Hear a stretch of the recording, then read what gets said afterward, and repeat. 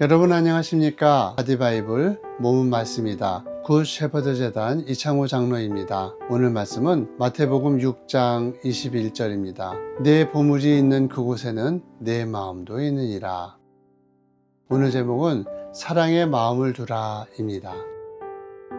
오스트리아의 엘리자베스 루카스라고 하는 심리학자가 사람에겐 부정적인 에너지가 강할까 긍정적인 에너지가 강할까를 두고 실험을 했습니다. 딸기를 가지고 실험을 하는데 85%는 싱싱한 딸기가 있었고 15%는 망가진 딸기가 있었습니다. A그룹이 보관하는 상자 안에는 싱싱한 딸기를 담아두었고요, B그룹이 보관하는 상자에는 먹을 수 없는 딸기를 담게 했습니다. 그리고서 물었습니다. 바구니 안에는 싱싱한 딸기가 몇 개 있었습니까? 그러자 싱싱한 딸기를 보관했던 A그룹은 딸기의 개수를 정확하게 맞췄습니다. 그런데 먹을 수 없는 딸기를 보관했던 B그룹은 싱싱한 딸기가 50%밖에 없다고 하였습니다. 실험의 결과 긍정성의 힘과 부정성의 힘이 있을 때 사람들은 부정성의 힘에 더 집중하는 경향이 있다는 것을 보여주었습니다. 학부모들에게도 비슷한 실험을 해보았습니다. 자녀가 성적표를 가지고 왔을 때 영어가 수, 국어가 수, 사회가 수,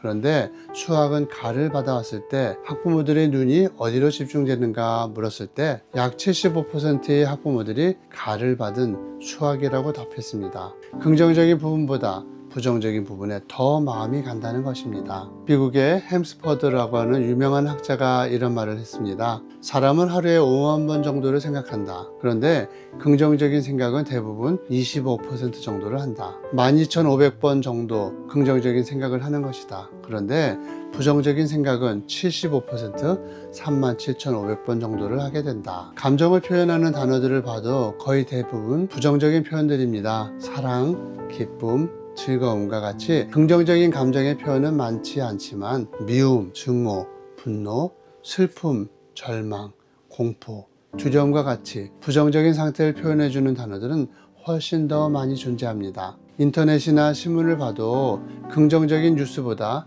부정적인 뉴스가 훨씬 더 많이 나옵니다. 미투, 스캔들, 테러, 추돌사고, 자살사건 등등 좋은 소식들은 거의 나오질 않습니다. 인간의 마음은 긍정적인 것보다 부정적인 곳으로 더 쉽게 흘러가게 되어 있습니다. 그래서 사람들은 부정적인 마음 상태가 되기 쉽습니다. 그렇다면 우리 기독교의 마음론을 한번 생각해 볼 필요가 있습니다. 기독교의 마음론은 내 보물이 있는 곳에 내 마음도 있느니라 입니다. 즉 마음이란 뇌에 있는 것도 아니고요, 가슴에 있는 것도 아니라 자기가 두고자 하는 곳에 있다는 것입니다. 마음을 어떤 성공, 명예, 박수가채 이런 거 받는 곳에, 그곳에 마음을 두고 있으면 부정성에 사로잡히게 됩니다. 반대로 마음을 사람 살리는 곳, 사랑하는 곳, 하나님을 섬기려 하는 곳, 세상에서 가치 있고 의미 있는 곳에 두고 있으면 긍정성에 사로잡히게 됩니다.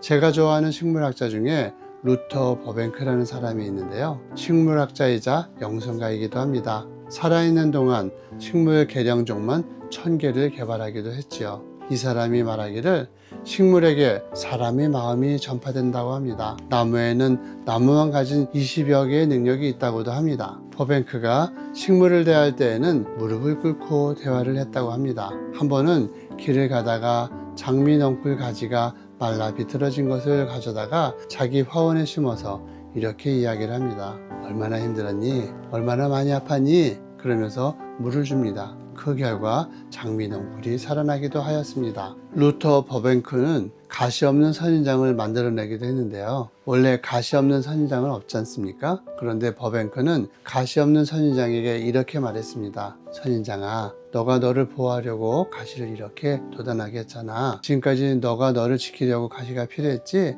하지만 이제 내가 너를 지켜줄게. 내가 너를 지켜준다면 이 가시가 필요 없지 않을까? 그는 매일 선인장에게 말했습니다. 그러면서 정성껏 돌봐주었습니다.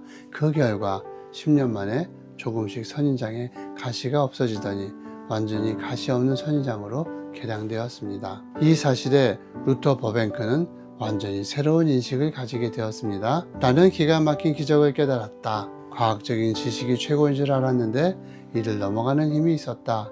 그것은 바로 사랑하는 마음이었다.